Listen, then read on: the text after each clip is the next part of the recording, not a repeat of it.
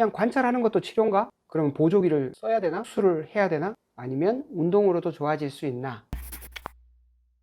지금부터는 이제 측만증 치료 방법에 대해서 간단히 알아볼 건데요. 오늘 이거에 대해서 알아보도록 하겠습니다.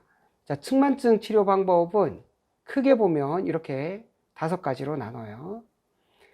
관찰도 치료입니다.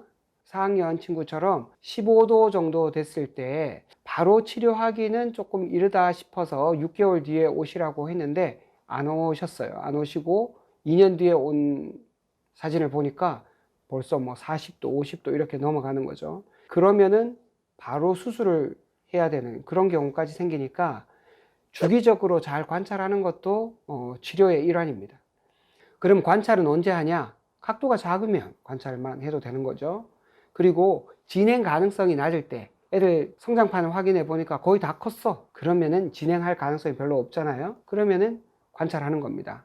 세 번째는 아무리 위험하다고 얘기를 해도 치료할 사람이 하기 싫어. 그러면 할 수 없는 거예요. 그런 사람들은 어쩔 수 없이 6개월에 한 번씩이나 이렇게 관찰만 하는 경우도 있습니다. 물론 이때 측만증이 나빠지기까지만 기다린다 이렇게 생각하시는 분들도 있는데 그렇지 않습니다.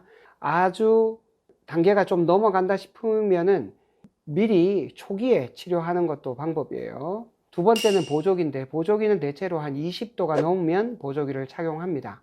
그런데 보조기 자체가 이거 되게 불편해요. 요새 소재가 많이 좋아졌다고는 해도 아무래도 이렇게 딱딱한 갑옷 비슷하게 느껴지는 경우가 많습니다. 그래서 청소년기에 꼭 필요한 경우에는 보조기를 착용을 해야 되겠지만 실제로는 애들이 안 차는 경우도 엄청 많아요. 보조기가 있는데 하루에 12시간에서 23시간, 23시간이라는 말은 뭐 거의 하루 종일 찬다는 뜻이죠.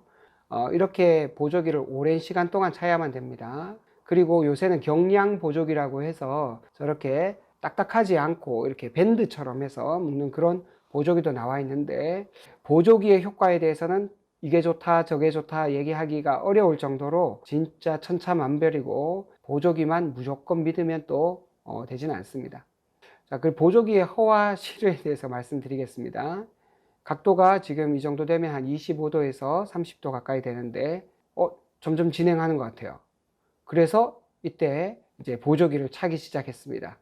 보조기를 차니까 각도가 좋아지는 것 같죠. 근데 좀 지나고 보니까 조금 더 보조기를 찾는데도 진행을 했어요.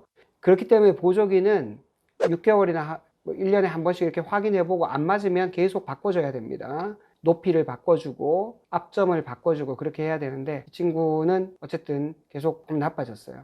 그래서 나중에 보조기를 풀고 나니까 각도가 확 나빠졌죠. 그러니까 보조기 덕분에 좀 나빠지는 게 가려져 있었지 실제적으로는 보조기가 예방을 하는데 크게 도움이 되지 않았다는 예가 되겠습니다. 측만증이 있는 아이들 중에서 이런 턱관절 장애가 있는 경우도 꽤 있습니다. 지금 자세히 보시면 처음에는 괜찮죠. 고2 때는 턱이 별로 나쁘지 않았어요. 근데 나중에 대학생 됐을 때 보면 턱이 아주 삐딱해요. 물론 측만증 각도도 자꾸 진행하고 그래서 보통은 이 턱관절 문제 때문에 측만이 생기는 거 아니냐 이렇게 얘기하시는 분들도 있는데 거꾸로 측만증이 자꾸 진행하면서 턱관절에 문제가 확인된 그런 경우도 있었습니다.